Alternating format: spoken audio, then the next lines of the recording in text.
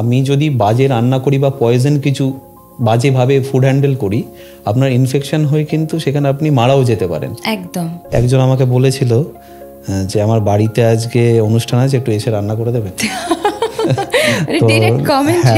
আমি আরো মজার ব্যাপারটা হচ্ছে আমি বলেছিলাম হ্যাঁ। বাজে জিনিস হয়েছিল সেটা হচ্ছে প্রায় আমি 100 কেজির মতো টমেটো পুড়িয়ে ফেলেছিলাম। রান্নাটাকে সবাই ভারীভাবে নিতে চায় না, মানে আমরা ছোটবেলা থেকে তো দেখে আসছি, মানে রান্না করে যেন নাম পাওয়াটা একটু মুশকিল হয়ে যায়। তো সেই কনসেপ্টটাই উনি চেঞ্জ করতে চাইছেন। তো সেই কনসেপ্ট চেঞ্জ করার জন্য উনি কি করতে চাইছেন সেটা একটু শুনতে চাইব। অ্যাকচুয়ালি কি বলো তো, মানে আমি সব জায়গায় দেখেছি, আমি রাঁধুনি বা শেফ বলে নয়, আমি সব জায়গায় দেখেছি যারা রান্না করেন বা খাবারটা তো সবাই ভালো বলছে, কিন্তু যে রাঁধুনি বা যে শেফ সে কিন্তু সব জায়গায় একটা আন্ডাররেটেড। মানে তাকে কিন্তু কেউ গিয়ে একটা বলে আসে না যে আজকে দারুণ হয়েছে। হ্যাঁ সেটাই। ইভেন বাড়িতে অনেক সময় মারা করে, অনেক বউরা যারা ওয়াইফ আছেন তারা রান্না করছে, হয়তো প্রশংসা করলো বা করলো না। ইভেন আমরা যখন নিমন্ত্রণ বাড়ি কোথাও খেতে যাই, যদি খুব ভালো মাটনটা হয় বা চিকেনটা হয়, আমরা খেয়ে বলি কিন্তু দারুণ হয়েছে, কিন্তু যে রান্না করছে সকাল থেকে যে খেটে রান্নাটা করলো তার কিন্তু কোনো নাম হয় না, বা কেউ জানি না যে কে রান্না করেছে। একদম। কিন্তু বাইরের দেশে গেলে দেখবে মানে যে শেফ সে কিন্তু তাকে কিন্তু মানে কি বলবো, তাকে লোকে সেলিব্রেট করে। হ্যাঁ একদমই তাই। মানে ডাক্তারের পরে যদি শেফ কোট যারা হয়, যারা শেফ কোট পরে, সেটা দেখবে সবসময় হোয়াইট হয়। তার কারণটাই এটা যে তোমার মানে আমি যদি বাজে রান্না করি বা পয়জন কিছু বাজেভাবে ফুড হ্যান্ডেল করি, আপনার ইনফেকশন হয়ে কিন্তু সেখানে আপনি মারাও যেতে পারেন। একদম। মানে যেটা ডাইরেক্টলি আমি খাচ্ছি সেটা তো আমার পুরো বডির ভেতরে যাচ্ছে। অবশ্যই। তো বাইরে এইভাবে ট্রিট করা হয় শেফদেরকে। বাট সেটা কিন্তু আমি কলকাতায় এখন কিন্তু জিনিসটা চেঞ্জ হয়েছে। এখন শেফ নামটা সম্পর্কেও অনেকে অবগত যে একটা শেফ বলে ব্যাপার আছে। তো ইভেন অনেকে শেফ বানানটাও জানে না।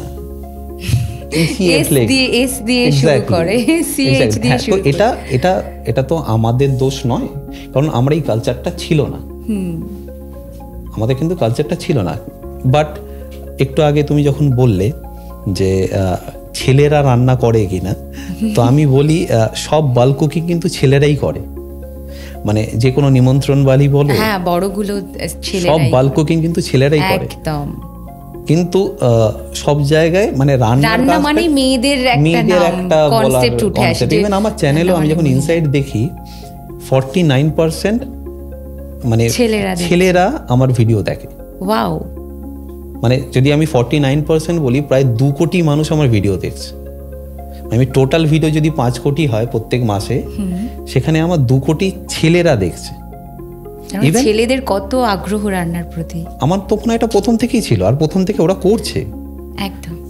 অনেকেই করছে, অনেকে প্রচুর বাড়িতে রান্না করে, অনেক চ্যানেল রান্না করে। কিন্তু সেটা আস্তে আস্তে আমার যেটা মনে হচ্ছে যে আগে যেরকম কনসেপ্টটা ছিল যে মেয়েরা বাড়ির কাজ করবে, ছেলেরা বাইরের কাজ করবে, আই এম শিওর যেটা এখন চেঞ্জ হয়ে গেছে। এখন সবাই সব রকম কাজ করছে, তো ছেলেরাও রান্না করছে। আমার মনে হয় এখন মানে মানে ব্যাপারটা এখন সিমিলার হয়ে গেছে, মানে ইকুয়াল হয়ে গেছে, যে সবাই সবার মতো করে করছে, জিনিসটা ভালো লাগলে করে নিচ্ছে। এ তো মানে এমন কিছু ব্যাপার নয়, শক্ত ব্যাপার নয়। আজ সেটাই আমি আমার চ্যানেলে দেখিয়েছি। একদম। ইভেন আমি এটাও দেখেছি যে একটা রান্না তো একটা আর্ট, সেটাকে ঠিকঠাকভাবে মানে করতে গেলে মায়েরা পারে সবসময়, এটা জেনে এসেছি যে মায়েরা রান্না করতে পারে। কিন্তু মেয়েরা সেটাকে অবজার্ভ করার জন্য যে টাইমটা নেয়, ছেলেরা কিন্তু আই থিঙ্ক খুব কম সময়ে সেটা করে ফেলতে পারে রান্নার বিষয়। মানে আমি অন্তত দেখেছি, আমার অনেক পরিচিত ছেলেরা আছেন যারা খুব কম সময়ে রান্না শিখেছেন, কিন্তু দারুণ রান্না করতে পারেন। এরকম হয়েছে, এরকম হয়। তারপরে ছেলেদের আমি সেটা মানে আমার আইডিয়া নিয়ে আমি বলতে পারবো না, বাট আমার কাছে আমারও মনে হয় দুটো ইকুয়াল। মানে মেয়েরাও করে ফেলতে পারে, চেষ্টা করলে তো সবাই পারে। কিন্তু রান্না মানেই যে মেয়েরা, এই কনসেপ্টটা এটা কোনোদিনই ছিল না। এটা ছিল হচ্ছে কিছু মানুষ, কিছু হর্তাকর্তা যারা ছিল তারা এই ব্যাপারটাকে একটা সঁপে দিয়েছিল, বাট এখন নেশন উইল চেঞ্জ, মানে সবাই সব কিছু চেঞ্জ করেছে, ইভেন জিনিসটা যে ইকুয়াল এটা আমি শিওর। আর আমার মনে হয় আমি আমার চ্যানেলের মাধ্যমে এটাই বোঝাতে চাইছি। একদম একদম। তো বাঙালি রান্না করতে ভালোবাসেন নাকি চাইনিজ কিংবা অন্য? না, আমার অ্যাকচুয়ালি তুমি যদি আমার বেস দেখো, I am more into continental. আচ্ছা, মানে ইন্ডিয়ান তো আমি জানি, কিন্তু মানে কন্টিনেন্টাল আমার বেশি আগ্রহী ছিলাম যখন আমি হোটেলে কাজ করতাম বা এর বাইরে কাজ করতাম। বাট ইনিশিয়ালি আমার মানে আমি পারি মোটামুটি সবই করতে ভালো লাগে, রান্না মানেই আমার ভালো লাগে, রান্না জিনিসটাই পছন্দ। হ্যাঁ, ইভেন এক্সপ্লোর করতে আরও বেশি ভালো লাগে। সোশ্যাল মিডিয়াতে ভীষণ জনপ্রিয় আপনি, প্রচুর কমেন্ট আসে, তো কোনো এমন কমেন্ট এসেছে যেটা খুব মজাদার মনে হয়েছে আর কি? নেগেটিভ কমেন্ট আপনার খুব কমই আসে, আমি দেখিনি, নেগেটিভ কমেন্ট পাইনি, বাট মজার কমেন্ট, হ্যাঁ মজার কমেন্ট একজন মনে নেই নামটা, হয়তো একদিন দেখছি আমি, কিন্তু কমেন্টে রিপ্লাই দিই যারা করেন, আমি চেষ্টা করি। এবার অত কমেন্ট হয়তো দিয়ে উঠতে পারি না, বাট আমি চেষ্টা করি। যারা কমেন্ট করেন থ্যাংক ইউ সো মাচ এত কমেন্ট করার জন্য। ইভেন আমি চেষ্টা করি, আমি প্রত্যেকটা কমেন্ট পড়ি, রিপ্লাই না দিতে পারলে আমি কিন্তু পড়ি। আর মজার কমেন্ট বলতে একজন আমাকে বলেছিল যে আমার বাড়িতে আজকে অনুষ্ঠান আছে, একটু এসে রান্না করে দেবে। হ্যাঁ, আমি আরো মজার ব্যাপারটা হচ্ছে আমি বলেছিলাম হ্যাঁ। Wow, how sweet. যাইনি, বাট বুঝেছি, মানে তিনি যেরকম বলেছেন ভালোবেসে আপনিও ভালোবেসে উত্তরটা দিয়েছেন আর কি। তো রান্না বাড়ির রান্না কে করে? আমার মা করেন, ওয়াইফ করে, আমার রান্নাই আসে মাঝে মাঝে, তো এরা দুজনেই করে। আচ্ছা আচ্ছা। আর পরিবারের এই যে বিষয়টা, এখন এত প্রেশার, রান্নার একটা ভালোই জনপ্রিয়তা পেয়েছেন, পরিবারের প্রতিক্রিয়া কেমন? অ্যাকচুয়ালি কি বলুন তো, মানে আমি যখন প্রথম থেকে স্টার্ট করেছিলাম, প্রথমত আমার মা খুব আমাকে হেল্প করতো। আচ্ছা। দেন আস্তে আস্তে, কারণ রান্নার তো আপনারা সামনেটা দেখছেন, ব্যাকে আমি যে বললাম যে আমি প্রায় 400টার উপর তখন ভিডিও বানিয়েছিলাম, তাতে আমার 2000ও সাবস্ক্রাইবার হয়নি। আচ্ছা। আর এখন আমি 400টা ভিডিও বানিয়েছি, আর ওই ভিডিওগুলো আমি প্রত্যেকটাতে বলতাম যে আমাকে সাবস্ক্রাইব করতে, কিন্তু এখন ভিডিওগুলো চালিয়ে দেখবেন, এই আমার হয়তো 400 ভিডিও, জানি না কতগুলো ভিডিও হয়েছে, প্রবাবলি 400টা ভিডিও হয়েছে, কিন্তু আমি একটা ভিডিও তো এখনো বলিনি সাবস্ক্রাইব করতে। আচ্ছা। আমার কোনো ভিডিওতে কিন্তু আপনি দেখবেন না যে আমি বলেছি সাবস্ক্রাইব করতে। প্রচুর মানুষ, কিন্তু আমি একটা জিনিস বুঝেছি যে মানুষের যদি হেল্প হয় আর তাদের যদি আমি উপকারে আসতে পারি, আমাকে ঢাক পিটিয়ে বলতে হবে না আমাকে ফলো করতে বা আমার কন্টেন্ট এসে দেখতে। কারণ ব্যাকে এন্ড অফ দ্য ডে আমি তাদের জন্যই কাজটা করছি। আজকে তারা আছেন বলেই আমি আছি, তারা দেখছেন বলেই আমি করছি। এমন নয় যে আমি করছি বলে তারা দেখছে, তারা দেখছেন বলে আমি করছি। তো তাদের ভালোবাসা না থাকলে এটা পসিবল নয়। আর আপনার প্রশ্নে আসি, সেটা হচ্ছে যে মা তো প্রথম হেল্প করতো, তারপর বিয়ের পরে বউ খুব হেল্প করেছে। ইভেন যার কথা না বললে নয়, আমি যখন প্রথম স্টার্ট করি, আমার এক মানে ভাই, মানে নিজের বংশের কেউ নয়, বাট আমার ভাইয়ের মতো আমার এক বন্ধুর ভাই, দিবাকর নাম, সে আমার সাথে লেগেছিল, অতনুদা তুমি করো, আমি তোমার সাথে আছি। আচ্ছা। তো তারপর আমরা আস্তে আস্তে অবভিয়াসলি টিম বাড়ে, কুলদীপ, সুজয়, এরকম অনেকে আছেন যারা আমার সাথে হেল্প করছে।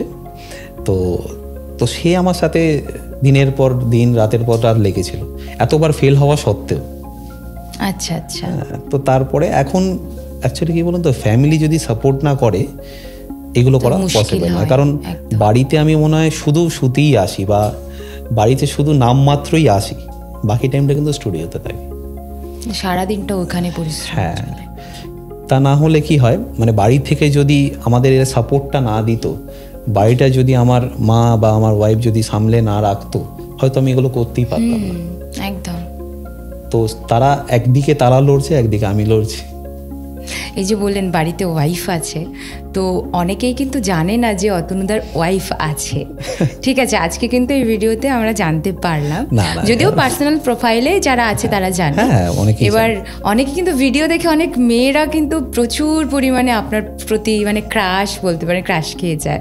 তো তাদের উদ্দেশ্যে যদি কিছু বলেন আর কি। এই তো বললাম তাদের উদ্দেশ্যে I am already married and thank you so much যে ফলো করার জন্য। আর দেখুন, আমার মনে হয় যে ভালোবাসা একটা এমন জিনিস, এটা তো এরমভাবে নয় যে শ্রদ্ধা ভালোবাসা। আমারও অনেককে দেখে আমি ইন্সপায়ার হই, অনেককে দেখে আমি প্রভাবিত হই, বাট তার মানে তো এটা নয় যে বাকি কিছু। But obviously thank you so much, তাদের রেসপেক্ট করি আমি সব কিছুর, মানে তারা যেটা বলেন এবং আমাকে যারা মেসেজও করে, আমি হয়তো রিপ্লাই দিতে পারি না, but I am thankful they think in that way, এটাই। আচ্ছা, রান্না করতে গিয়ে আমরা অনেকেই মানে সবারই এই অভিজ্ঞতাটা আছে যে রান্না পুড়ে যায়, জানেন তো, মানে মেয়েদের এটা বেশি হয়। তো সেইটা আপনার কখনো হয়েছে? হ্যাঁ, মানে আমার তো রান্না আমি অনেকবার পুড়িয়ে ফেলেছি, সেটা হোটেলে। প্রথম যখন আমি পোড়াতাম তখন অনেক বকা টকা খেয়েছি শেফদের থেকে, ইভেন এর থেকে। বাট একবার যেটা খুব বাজে জিনিস হয়েছিল সেটা হচ্ছে প্রায় আমি 100 কেজির মতো টমেটো পুড়িয়ে ফেলেছি। কিভাবে? হ্যাঁ, তো আমার তখন নাইট শিফট ছিল। আচ্ছা, ঠিক আছে, তো আমি টমেটো বসিয়ে একটা গ্রেভি তৈরি করতে হয়। প্রত্যেকটা হোটেলেই রাতের দিকে গ্রেভি তৈরি হয়, মানে নাইট শিফটে গ্রেভি তৈরি হয়। আচ্ছা, যে বাকি যে গ্রেভিগুলো বিভিন্ন রকম, তো রাতের দিকে বেসিক্যালি গ্রেভিটা তৈরি হয়। তো আমি কি করেছিলাম, আমি ওই টমেটো দিয়ে গ্যাসটা হাই করে আমি গিয়ে শুয়ে পড়েছি। মানে শুয়ে পড়েছি মানে গিয়ে এত ক্লান্তির পরে, তখন সকালের দিক হয়ে গেছে, তখন আমি ভাবছি আমি গিয়ে 5 মিনিট বসি, এটা তো ফুটতে একটু টাইম লাগবে, চলে আসি। আর আমি গিয়ে হয়তো বসেছি, তখন আমার মনে নেই, আমি ঘুমিয়ে পড়েছি। 100 কেজি টমেটো পুড়িয়ে ফেলেছিলাম। এবার তখন যে শেফ ছিলেন সে বলে, আমরা অনেক পুড়িয়েছি রে, কোনো অসুবিধা নেই, বাট এটা আর দ্বিতীয়বার করিস না। বাট এইগুলো কি বলো তো, মানে রান্না শিখতে গিয়ে, হোটেলে কাজ করতে গিয়ে, আমিও তো মানে এই প্রফেশনে ছিলাম না আগে থেকে, অনেক অভিজ্ঞতা এমন হয়েছে। অনেক মানে শেফ যারা আছে খুব কঠোর ছিল। সেই সময় আমার মনে হতো যে মানে একটা, ধরো আমি পার্সোনালি বলি, আমি যে ভিন্ডালু রেসিপিটা শিখেছি, আমার যে শেফ ছিল, আমি 3 মাস ওনাকে ইনগ্রিডিয়েন্টস জোগাড় করে দিয়েছি, তারপরে কিন্তু শিখতে পারিনি। আচ্ছা, মানে কোথাও গেলে একটা কিছু দিয়ে দিত, মানে কিছু একটা সিক্রেট ব্যাপার ছিল, সিক্রেট থাকতো, শেখাতো না। কিন্তু আমি সেদিনকে রিয়েলাইজ করলাম। তো আমি অনেক জায়গায় দেখেছি কি হয় যে মানে শেফরা না সিক্রেট বলে না, ঠিক আছে। অনেকে দেখবেন ধারণা যে আমি যে রান্নাগুলো করি সেগুলোতে আমি সিক্রেট বলি না, বাট আমি কিন্তু প্রত্যেকটা রান্নায় ওই সিক্রেটগুলোই বলি, যাতে কারোর কোনো রকম অসুবিধা না হয়। কেন আমি যেটা ফেস করেছি সেটা কিন্তু আমি মানে কাউকে যেটা ফেস না করতে হয়। কারণ দেখো, নলেজ, আমার যেটা মনে হয়, নলেজ যত তুমি শেয়ার করবে তত বাড়বে। তো আমি এই সিক্রেটগুলি খুঁজে বের করি যে কিভাবে বললে রান্নাটা আরো ভালো হবে। একদম, তো এটাই আমার প্রচেষ্টা। মানে একটা ব্যাপার গেল যে সিক্রেটটা সত্যি সবাই বলে না অনেকেই, আর একটা ব্যাপার হলো যে আমরা যেটা ভাবি যে শুধু আমাদের রান্নাটাই পুড়ে যায়, আমরা ভয় পাই, বকা খাই বাড়িতে। আজকে জানলাম যে শেফদের রান্নাও পুড়ে যায়, তো টেনশনের কোনো কিছু নেই। না না, একদমই টেনশন নেই, পুড়তেই শিখবে। ইভেন তুমি যদি আমার হাতগুলো দেখো, তুমি সব হাতে দেখবে। ছাকাটাও আমি এটা জিজ্ঞেস করতে যাচ্ছিলাম যে ছাকা লাগে আমাদের। এটা আমরা যখন শেফেদের ভাষায়, this is our jewellery. Wow, মানে এটা আমাদের জুয়েলারি। মানে আমরা যখন বলি যে কিরে কত গয়না পরেছিস, দ্যাট মিনস যে কতগুলো ছ্যাঁকা খেয়েছে আর কতটা কাটার দাগ আছে। তুমি আমার দেখো, সবকটা হাত কিন্তু বাদ দেওয়া, হয়তো দেখতে পাচ্ছ প্রত্যেকটা হাত কিন্তু আমার এই কাটতে গিয়ে বেরিয়ে গেছে। বাবা, আমার এই বুড়ো আঙুলটা কেটে তুমি হয়তো দেখতে পাচ্ছ। হ্যাঁ, তখন আমি আমেরিকায় মানে হাঙরের মাংস, শার্ক বল বলে একটা ইয়ে ছিল। আচ্ছা, ঠিক আছে, তো হাঙরের মাংসটাকে ফিলে করতে হতো, ওখানে ফ্রোজেন হিসাবে আসে, এমন কোনো ব্যাপার নয় যে। তো আমি কাটছিলাম, কাটতে কাটতে আমার এই বাঁ হাতটা অবশ হয়ে গেছে। মানে আমি কাটিং রেজিস্ট্যান্ট গ্লাভস থাকে, বাট আমার ভুল, সেটা আমি পরিনি। তো কাটতে গিয়ে আমি মানে হাঙরের মাংসয় না মেরে আমার আঙুলে মেরেছিলাম। তো এই আঙুলটা তুমি দেখতে পাচ্ছ কিন্তু জোড়া, এই আঙুলটা কিন্তু আমার জোড়া, মানে কেটে বেরিয়ে গেছিলো। এটা এরকম করে তারপরে জুড়ে 20-25 দিন জুড়ে রাখার পরে ফাইনালি যে ভেতরের যে হাড়টা থাকে সেটা আমার জুড়ে গেছিল। আচ্ছা, তো সেই কারণেই আঙুলটা আমি ফেরত পেয়েছি। তো রাদার তুমি এটাও দেখতে পাচ্ছ সব আঙুল আমার পোড়া, এই সেই, এইগুলো কোনো ব্যাপার না। মানে this is our part, this is our jewellery, being a chef, this is our jewellery. মানে আমরা কোথায় ভয় পাই যে রান্না করতে গেলে আবার পুড়ে যায় নাকি? ইভেন তুমি মানে আমার এরকম অবস্থা হয়েছিল, আমার কিন্তু এই মুখের এই সাইডটা পোড়া ছিল, ইভেন চোখও। তোমায় যদি আমি পরে ফটো দেখাবো, আমার মানে রান্না করছিলাম, করতে করতে জাহাজের একটা জায়গা থেকে তেলের মধ্যে জলটা পড়ে যায়, আর সেটা আমি তো বুঝতে পারিনি। জলটা পুরো ছিটকে, মানে তেলটা পুরো ছিটকে আমার মুখে লাগে। বাপরে! তো মুখের এই পুরো সাইডটা আমার ছালটা উঠে গেছে সঙ্গে সঙ্গে একদম। তো ওখানে ছিল, তখন আমাকে মানে ট্রিটমেন্ট করা হলো, হলো। তো আস্তে আস্তে দেখলাম ব্যাপারটা ঠিক হয়ে গেছে। আচ্ছা আচ্ছা, সেটা খুব একটা বেশি অসুবিধা হয়নি। বিভিন্ন রকমের অভিজ্ঞতার সম্মুখীন হতে প্রচুর অ্যাক্সিডেন্ট হয়েছে, আর এটা মানে শুধু আমার সাথে বলে হচ্ছে না, প্রত্যেকটা শেফের সাথে হচ্ছে যারা হোটেলে কাজ করে। Is part of our job. But হ্যাঁ, অবভিয়াসলি সেফটি যতটা সেফটিভাবে করা যায় ততটা সেফভাবে করতে হবে, মেনটেন করা যায়। সেই জন্য আমি আবারও বলছি, আমি আমার যে কুকিং কোর্সটা শিখিয়েছি, বেসিক কুকিং কোর্স যেটা অলরেডি এখন আছে, তাতে কিন্তু আমি কাটিংও শিখিয়েছি। আচ্ছা, যে কীভাবে কাটতে হয়, যাতে অ্যাক্সিডেন্ট না হয়, আর কীভাবে ছুরি ধরতে হয়, চপিং বোর্ডটা কীভাবে লাগাতে হয়, এগুলো খুব বেসিক পার্ট। আমার মনে হয় ইউটিউবে অবভিয়াসলি এরকম অনেক ভিডিও আছে, কিন্তু বাংলায় এইগুলো মানে একদম সোজাভাবে হাতে ধরে শেখানোর মতো আমার মনে হয় না এরকম আছে। আর যদি থাকেও সে অনেক টাকা দাম, অনেক কিছু। বাট আমি একদম মিনিমাম পয়সায় যাতে প্রত্যেকটা মানুষ শিখতে পারে সেই চেষ্টা করছি।